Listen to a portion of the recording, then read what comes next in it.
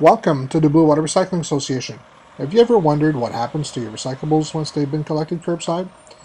Many people ask us the very same question.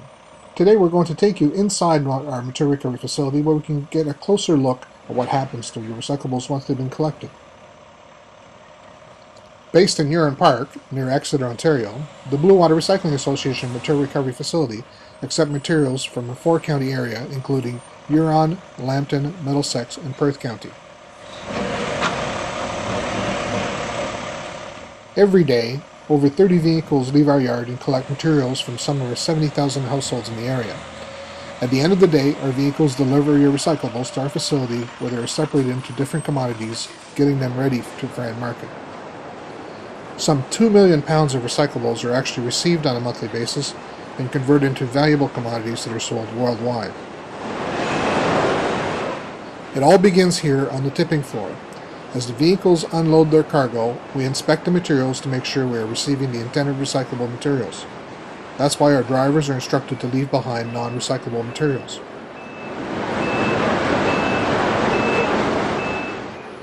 An operator using a machine called a telehandler scoops the material from the tipping floor and loads it into what we call a drum feeder.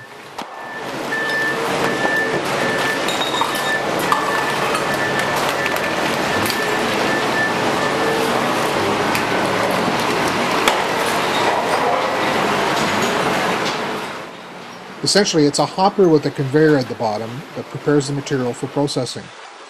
The idea behind this particular hopper is that it has a drum at the very beginning that keeps the material back to control the flow of materials in the system. You can see the material flows between the drum and the conveyor, so we have a nice constant flow that makes it easier for processing. The next step in our process is our presort area. This is where we remove plastic bags and bagged shredded paper. We also remove items that may damage the equipment in oversized containers. Everything is controlled from a state-of-the-art system that is all touchscreen. It controls some 80 motors with equipment operating at variable speeds and angles. We use presets when we start the day and make continuous adjustments throughout the day based on what we see on the dozens of conveyors. Different material mix and other factors such as wet or dry materials make a difference on the performance of each piece of technology we use. This enables us to maximize the processing efficiency by providing quality end commodities while minimizing losses. Once we have the right controls in place, we are ready to start our processing. The very first step where we use technology to facilitate the separation of materials is our cardboard screen. It is the largest screen we have in the facility. In this case, large metal discs, strategically spaced, are designed to screen large cardboard from the rest of the materials. The material removed by the screen is inspected by one of our quality control inspectors to ensure that we have captured cardboard only. Any other recyclables are returned to the processing line, while contaminants are removed for disposal. Only clean, non-wax cardboard is expected here. The material falls into a pile at the end of the conveyor where it is ready for baling for end market. The rest of the material falls into the next screen, which is actually the smallest screen in our facility. This one has uniform steel discs set 2 inches apart, and the idea here is to remove the glass from the mix. You can see from the spacing that it removes anything that is very small from the stream.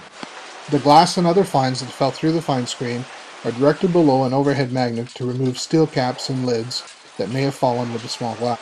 An eddy current is also used to remove any aluminum pieces that might be in that mix, sometimes like smaller flattened cans. The rest of the material is supposed to be glass, but it looks a lot like shredded paper. That is then forwarded to a trommel screen. The trommel screen has 3 different size screens that separate the material into 3 different fractions. Each specific fraction is presented to a different vacuum to remove any paper component that might be left with the glass. The paper ends up in this cyclone before being discharged onto another conveyor that brings it back to the process with our other paper. Back where we left off after the small screen, we drop the materials onto another disc screen, but this time we use rubber discs. The disc screen is designed to remove newspaper. To do this, we rely on the newspaper's size and flexibility. As the large discs rotate, they create a wave with fingers that poke the material on top. The large and flexible newspaper is unaffected by all the movement, and it simply sticks to the rubber disc and climbs to a steep angle to the top where it is discharged. The newspaper then comes out on a conveyor where some quality control people are taking a look at it to make sure it is clean and ready for market.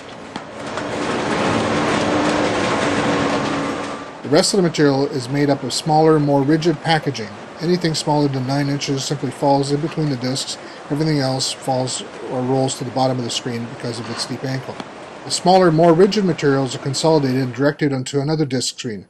This next screen has also rubber discs, but they're very close together. Another distinct feature of this screen is that it is configured in the shape of a banana. We use this screen to separate two-dimensional materials like paper from mainly three-dimensional materials like cans and bottles. To achieve this, we drop the material in the middle of the banana and expose the materials to some air currents that encourage the material to lay flat against the rubber discs. The paper typically makes contact with the rubber disc, which directs it to the top of the screen, where they discharge onto another conveyor. The three-dimensional containers typically roll and bounce on the screen and eventually roll to the bottom of the screen. This is how we separate the containers from the rest of the paper.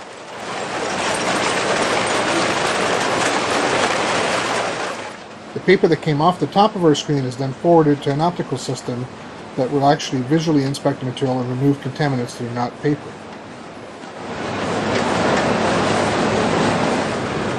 Here the conveyor shows the speed at which the machine operates, which is 600 feet per minute. So it goes through quite a bit of material all at the same time. The optical machine works by using a camera that is focused on an area of the belt which is illuminated by a concentrated beam of light. The same way our eyes look at the world and see color and texture based on light reflection interpreted by our brains, a computer does the same here. The main difference here are the computers is much faster than our brain, and it can see the near-infrared range, which we cannot. These capabilities enable the machine to literally analyze over 10 million recordings per second. It compares light wave reflection with learned signatures in its database to identify whether the material is acceptable or not based on the program that we have in the computer. In this case, unacceptable materials are ejected using an air jet that is activated by the computer at the precise moment it passes the ejection bar based on the read position and belt and speed at the time. On this conveyor, we are ejecting anything that is not paper, so any plastic, metal container will actually be blown right off the line. In real time, you can see what actually happens, and as you can see, it's quite fast. While this 5-foot machine is capable of ejecting 50,000 pieces an hour, it processes between 10 to 15,000 pieces an hour, while the average human hand can only handle about 1,500.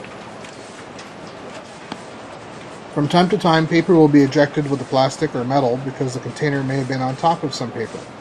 We use an air classification system to recover the paper.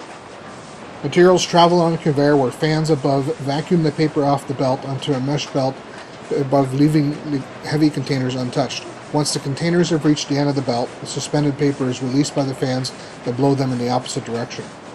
Whatever the optical machine didn't get, we have someone that takes a look at the material so that we have a clean mixed paper ready for end market.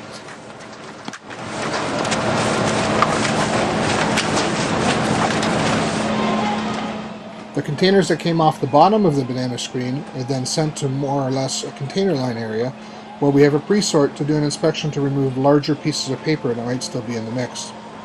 The first containers to be removed are steel containers. We use a powerful electromagnet to remove the steel cans from the mix.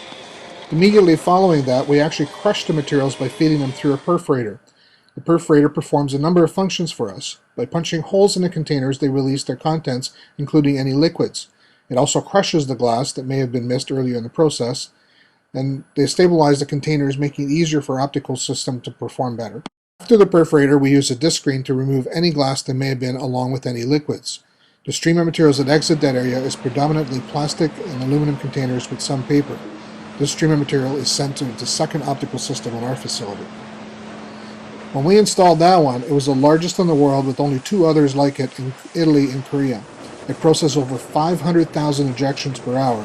Yes, that's over 500,000 ejections per hour. This machine is different than our first optical in that we divide the 9-foot wide belt into 3 sections to separate different materials, and it can eject up and down as well as in between. In theory, we can do 9 separations. In the middle separation, where material first arrived, we process HDPE through an up ejection and actually remove paper with a down ejection. Everything else that falls through the middle will be processed later onto the rest of the system. Here's a different view of it. We're ejecting HDPE up and paper down. The HDPE is then removed by the machine and forwarded to a bunker awaiting a second batch process that we're going to do later on for quality control. The rest of the material that was not ejected is then sent to our eddy current. In this case, we use the eddy current technology to recover all the aluminum cans. The eddy current is a magnet running at a very high speed, creating a magnetic field that actually excites the aluminum cans, causing them to actually jump off the conveyor into the bunker. All other materials fall off the end of the conveyor. This is what comes off the eddy current, where essentially there is no aluminum left in the mix. We're ready to go through our second pass on the optical system. This time we're looking for PET, which is number 1 plastic, and mixed plastic. Materials are spread out through our vibrator, where it spreads all the materials into a single layer on our fast belt running at 600 feet per minute. All PET containers are removed with an up ejection, while the mixed plastics is managed by a down ejection.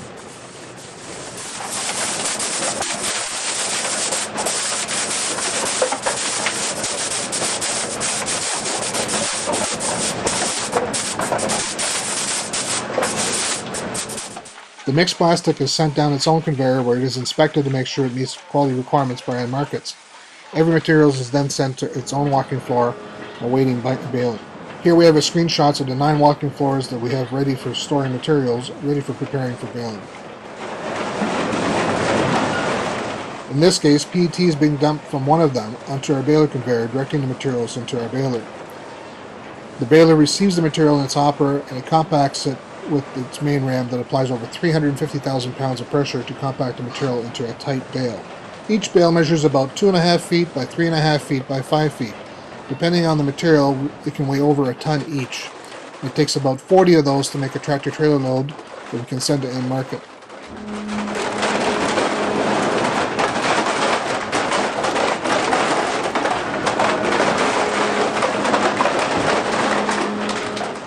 Once the bale is complete, it is being tied by the machine. It comes out of the baler ready for final inspection before shipping. On a regular shift, we will do between 80 to 100 bales.